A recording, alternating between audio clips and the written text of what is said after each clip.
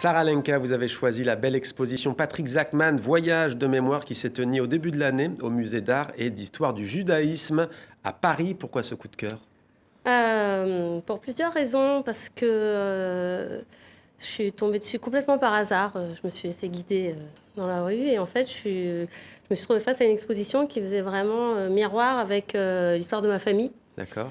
Un peu tout le thème, un peu aussi de cet album, c'est une espèce de non-transmission. On a eu un héritage culturel complètement coupé et j'ai appris récemment un peu toutes ses origines. Et en fait, je me trouve dans une exposition qui reflète l'histoire assez similaire de la mienne et d'autres, avec des schémas complètement...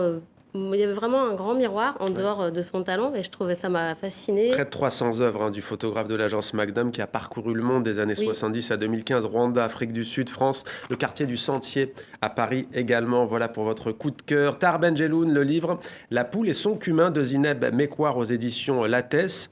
La belle La Grenade, l'autrice est d'ailleurs finaliste du Goncourt du premier roman, proclamation des résultats le 10 mai prochain. Qu'est-ce qui vous a plu dans son roman?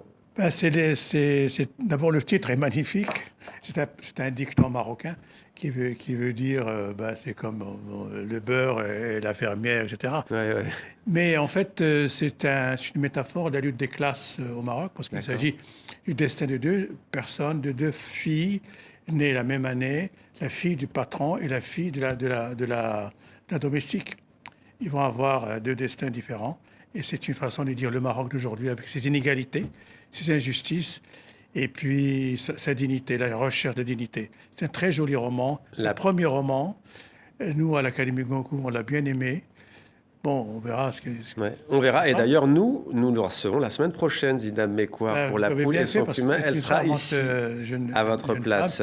Et puis, elle écrit très bien.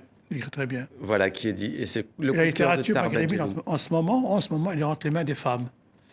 Beaucoup de femmes écrivent, et c'est bien ce qu'elles font. Voilà pour ce coup de cœur. Mohamed Boujar, le livre Lalla Samra, la sainte soufie de Sfax de Mander Kandfir. Pourquoi ce coup de cœur? Et rappelez-nous peut-être qui est ce personnage, vénéré depuis le XVIe siècle comme une protectrice des malades, des marginaux et des laissés pour compte. Oui, l'histoire, elle est très belle. Lalla Sabra, c'est une sainte soufie qui s'est portée bénévole pour aller donner à boire aux malades de la peste pendant le XVIe siècle. À Sfax. Qui était à Sfax, exactement. Et le coup de cœur, c'est pour l'histoire d'abord, et qui est belle. C'est une héroïne historique. Mais aussi, le livre, il est très beau avec des miniatures et des dessins très, très jolis.